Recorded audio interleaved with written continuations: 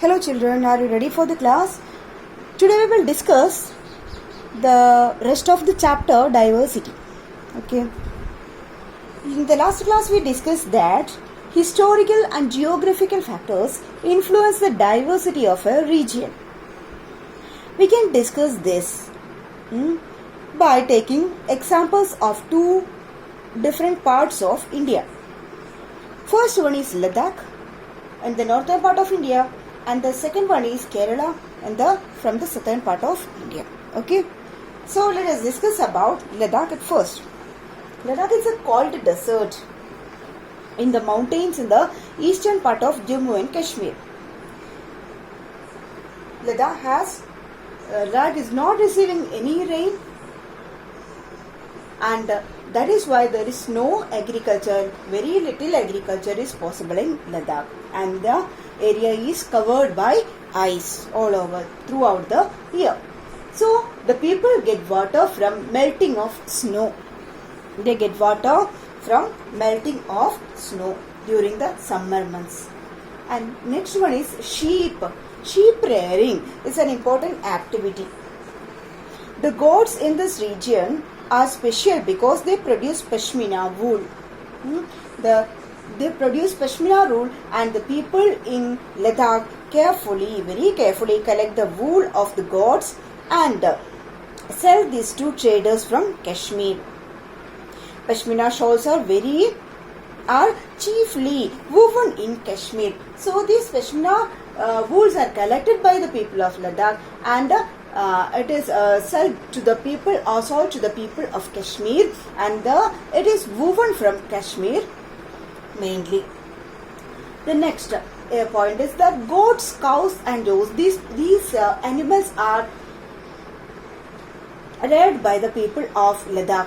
Goats, cows, does means yak cows. These animals are reared by the people of Ladakh, and they mainly eat meat of animals and also milk, fish and meat, and also milk products also. Trade route. Next one is Tibet. The Ladakh is a trade route, good trade route, as it had many passes through which caravans traveled to what is today called Tibet. So through caravans, the people from Ladakh go to Tibet, and their main trade materials are spices, textiles, silk. All these things are traded by the people of Ladakh. And next is Buddhism and Islamism. Buddhism reached Tibet via Ladakh. Ladakh is also called Little Tibet. Next, Islam. Islam, a religion that came before more than 400 years ago, and there is a significant Muslim population now here in Ladakh. Significant Muslim population are also there, and around 400 years ago Islamism introduced in Ladakh. Now, about an important thing, Kesar Saga. Kesar Saga is the Tibetan national epic. We have epics like Mahabharata, Ramayana, same like that. Tibet people from Tibet, that is Tibetans have a national epic that is called the Kesar Saga, and this Kesar Saga are performed and sung by both Muslims and Buddhists. Means all the people from Ladakh used to sing this Kesar Saga. Now let's go to Kerala. Kerala is surrounded by sea and hills. It is situated to the southwest corner of India. It is surrounded by sea on one side and hills on the another side. And people grow mainly spices. On hills, people grow pepper, cloves, cardamom, like spices on the hills. And traders, the first traders who came here were Arabs and Jews. Jewish and Arab traders came here for the spices. Now, about Christianity. 2000 years ago, the apostle of Christ, St. Thomas, is believed to have come here. And he spread Christianity. He brought Christianity to India. Next, Ibn Battuta. He was a traveler who traveled here a little less than 700 years ago. Wrote a travelogue, and in his travelogue, he wrote about the life of Muslims in Kerala. And he said that in that book, he said that they were a highly respected community. About Muslims, he said that they have a they were a highly respected community in Kerala. Then next you must have learned in smaller classes Vasco da Gama. About Vasco da Gama, he was from Portugal. He was a Portuguese explorer, and he discovered the sea route to India from Europe. From Europe to India, he discovered the sea route, and he landed with his ship in Kerala. So many religions like Judaism, Islamism, Christianity, Buddhism, Hinduism, all these religions are there prevailing in Kerala even right now. Now we have to learn about the influence of China. China means even in Hindi we say that na Chin, matlab Chinese people के लिए बोलते हैं Chin. So same like that in Kerala, Chinese fishing nets and are called China Wala. Chinese fishing nets, same like that. Fishing nets used in Kerala looks exactly like the Chinese fishing nets, and they are called China Wala. Something related to China. And the frying pans used in Kerala are called China Chatti. China Chatti means fish frying pans. They are called China Chatti. So we can imagine that there is a close relation between the culture of Kerala and China. Chinese people came here. That's why. And the main crops grown here are rice. The people eat rice, then fish, because it's a coastal area, and vegetables. Rice, fish and vegetables are eaten by the people of Kerala. So we learned about Ladakh and Kerala right now. And now we can say that history of both regions have seen similar cultural influences. Both regions were influenced by Chinese and Arab traders. It was the geography of Kerala which allowed for the cultivation of spices, and the special geographical location of Ladakh and its wool that drew traders to these regions. Thus, history and geography are often tied in the cultural life of a region. Now let's go to unity in diversity. The phrase unity in diversity was coined by Jawaharlal Nehru. Okay. India's diversity has always been recognized as a source of its strength. Diversity is always the strength of India. India's freedom movement had thousands of people of different backgrounds in it. They worked together to decide joint actions. They went to jail together. So many people from different parts. They went to jail together, found different ways to oppose the British.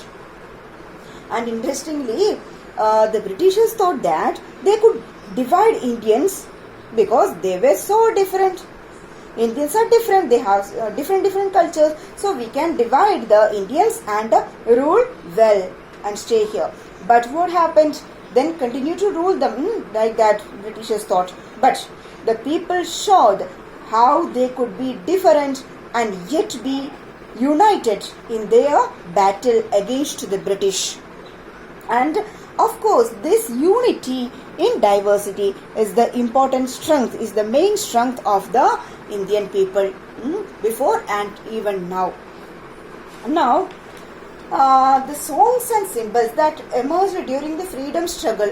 In the freedom struggle, so many slogans were arised, so many symbols were there, so many songs were there.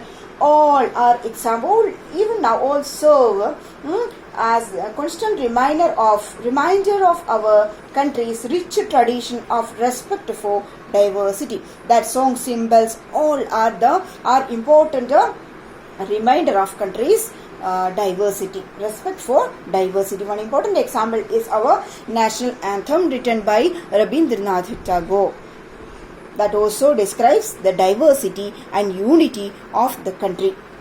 And the phrase I already said that unity in diversity.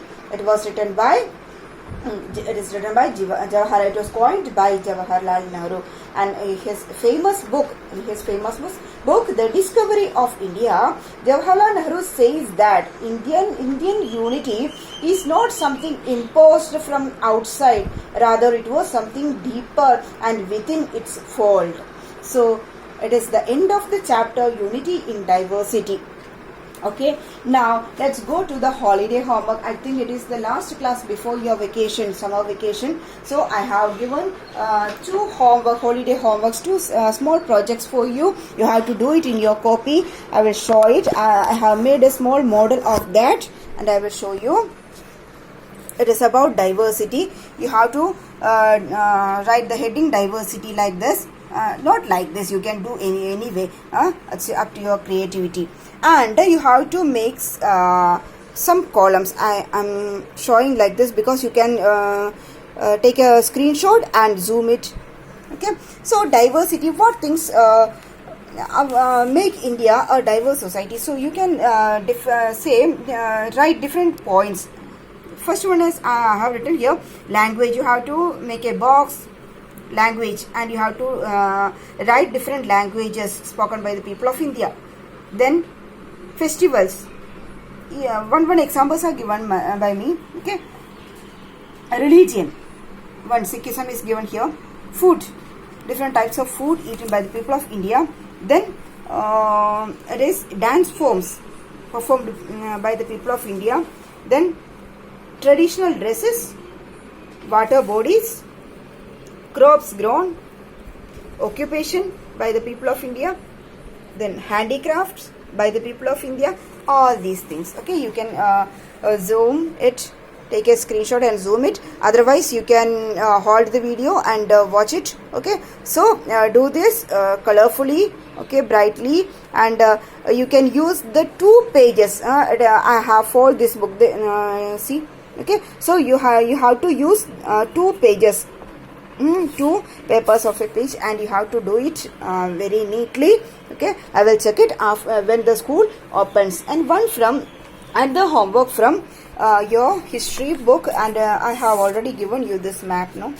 So I will give a map work to mark some places on the map. You have to buy a physical map of India and mark these places. Okay, one map is this. It is already uploaded in the portal I have given you. And another one is that only 2 places in this map, Hansgi and Kurnool, both these places, and you have to mark these places on a physical map of India. These are the 2 holiday homeworks. Okay, so children, stay home. Okay, wash your hands again and again, revise all the works very well, play very well, indoor games only, watch movies, help your parents, learn and do good things always. Okay, so God bless you, all of you. Thank you.